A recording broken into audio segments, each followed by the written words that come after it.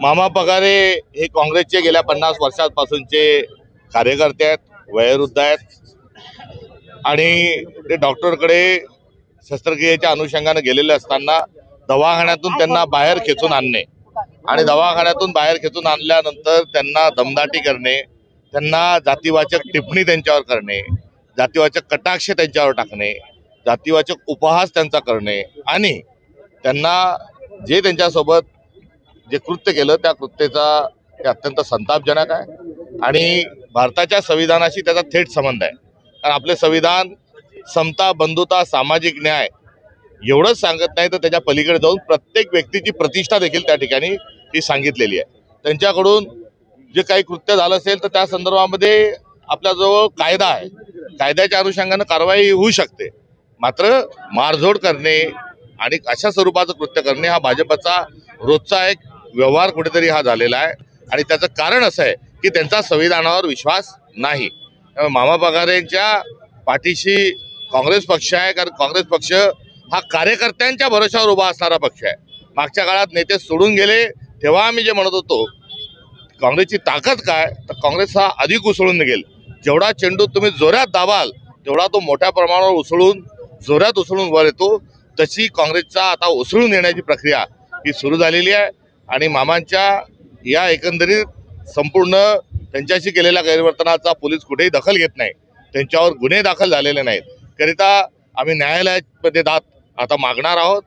एकीकडे देशाच्या सर्वोच्च न्यायाधीशावर जसा बूट फेकला जातो तशाच स्वरूपाची जर हे कल्याणमध्ये अशा स्वरूपाचं होत असेल त्या दोन्ही घटनांमध्ये सारधम्य आहे, दोन्ही समाजाने दलित आहे, एवढंच नव्हे तर दोन्ही संविधानाच्या अनुषंगानं कार्यरत असणारे कार्यकर्ते आहे आणि जो संविधान की बात करेगा वही देश पे राज करेगा असं आपण म्हणत होतो, मात्र आता संविधान जो घेऊन जाईल त्याला सर्व अर्थाने छळला जाईल आणि त्याच छळवणुकीचा प्रकार या ठिकाणी घडलेला आहे। मात्र आजच्या या घटनेच्या अनुषंगानं कारवाई आम्ही करणारच आहोत, मात्र ज्यांनी हे कृत्य केलं त्यांच्याबद्दल दया व्यक्त करतो। आणि ज्ञानेश्वर महाराजांनी संस्कृतमधली गीता ही मराठीत लिहिली तेव्हा त्यांनाच मनुवाद्यांनी छळलं, तेव्हा त्यांनी पसायदान लिहिलं आणि त्या पसायदानातला जे खळांची व्यंकटी सांडो तया सत्कर्मी रती वाढो भूता परस्परे जडो मैत्र जेव्हा ही केलेल्या व्यक्तींच्या बद्दल ही आमची असणारी भूमिका आणि भावना आहे आणि या अनुषंगानं आज मामा पगारेंचा आम्ही त्यांच्या पाठराखण करत असताना त्यांचा सत्कारही केलेला आहे। महात्मा गांधींच्या विचाराची जी टोपी आहे ही त्यांच्या डोक्यावर आम्ही घालत असताना त्यांना आपली जो लिगसी आहे, आपला जो वारसा आहे काँग्रेसचा, हा त्या ठिकाणी त्या माध्यमातून आम्ही अभिव्यक्त केला।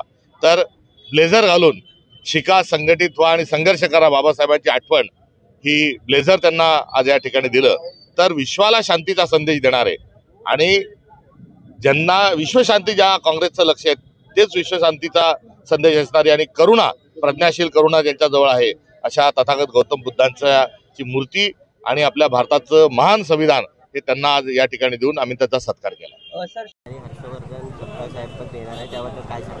सत्कारापेक्षा जो अन्याय झालेला आहे, जो अन्याय आता जे महाराष्ट्राचं आणि देशाचं सरकार करीत आहे, सर्वसामान्य जनतेवरची जो अन्याय होत आहे त्याला वाचा फोडण्यासाठी महाराष्ट्र प्रदेश काँग्रेस कमिटीचे आमचे आदरणीय प्रांताध्यक्ष सपकाळ साहेब या ठिकाणी या ठिय्या आंदोलनामध्ये सामील होत आहे। आज आपण देशामध्ये बघतोय की देशाचे सर्वोच्च न्यायालयाचे न्यायमूर्ती सुरक्षित नाही तर मी काय माझी कशात गणना आहे। आज राहुल गांधींनी सांगितलेलं आहे का मामा डरो मत, मैदान में उतर के इनका सामना करो लेकिन इनका पर्दाफाश करो। आज प्रत्येक ठिकाणी ही जी आरएसएस संघाची जी पिलावळ आहे सर्वसामान्य बहुजन समाजावरती घात करण्याचा प्रयत्न, हल्ला करण्याचा प्रयत्न करीत आहे। तर आज या ठिकाणी आपण बघतोय की जो माझ्यावरती हल्ला झाला, असे किती हल्ले झाले तर ते हल्ल्याला घाबरणारा मामा पगारे नाही, कारण हे विचार बलिदानाचे विचार आहेत। या बलिदानाच्या विचारानेच आम्ही देशाला पुढे नेणार आणि सर्व समाजाला बरोबर घेऊन आम्ही देशामध्ये एक चांगलं सुसज्ज असं सरकार आम्ही स्थापन राहुल गांधीच्या नेतृत्वाखाली करणार, या आता देशाची चळवळ झालेली. कारण ह्या जो डोंबिवली कल्याणचा जो प्रकार आहे, हा डोंबिवली कल्याणचा प्रकार पूर्ण देश बघतोय. आज 72 वर्षाचा मनुष्य आणि एका गुंड ज्यांच्यावरती 20 गुन्हे दाखल आहेत, ज्यांनी फार या कल्याण डोंबिवलीची वाट लावली अनधिकृत बांधकामाच्या संदर्भामध्ये. तो नंदू परब माझ्या बाजूला त्याची बिल्डिंग तोडलेली आहे. असे लोक स्वच्छ चारित्र्य घेऊन आमच्या सारख्यावरती तुम्ही हल्ले करता. तुम्हाला उघडे नागडे केल्याशिवाय काँग्रेस पक्ष शांत बसणार नाही, ही भूमिका आज आमची.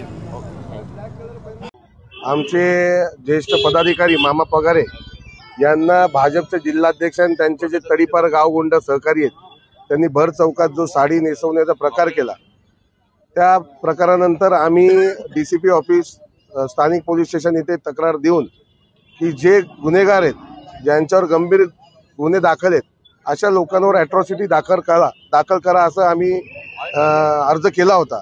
पण मला असं वाटतं पोलीस प्रशासन हे पूर्णपणे राज्य सरकारच्या दबावाखाली असल्यामुळे त्यांनी फुटकळ कुठले तरी गुन्हे दाखल केले जे बेलेबल आहेत, त्याला 2 वर्षाच्या वर सजा नाही. आणि त्यामुळेच आज आमचे माननीय प्रांताध्यक्ष पुन्हा एकदा या ठिय्या आंदोलनाच्या माध्यमातून DCPंना एक अर्ज देणार आहेत की जे गुन्हेगार आहेत त्यांच्यावर अॅट्रॉसिटी दाखल व्हावी. तसेच आपल्याला सर्वांना माहीत आहे की काही दिवसांपूर्वी आपले सरन्यायाधीश भूषण गवई यांच्यावर एक मनुवादी वकिलांनी जो बूट फेकला, त्याच्यावरही देशद्रोह आणि अॅट्रॉसिटीचा गुन्हा दाखल झाला पाहिजे. तो मोकाट फिरतोय. या दोन्ही मागण्यांसाठी आमचे आज अध्यक्ष येत आहेत. जो बूट सरन्यायाधीशांवर फेकला तो त्यांच्यावर फेकला नसून तो संविधानावर फेकलेला बूट आहे. ही भावना सर्व लोकांमध्ये असल्यामुळे त्याच्यावरही लवकरात लवकर गुन्हा दाखल होऊन त्याला अटक व्हावी.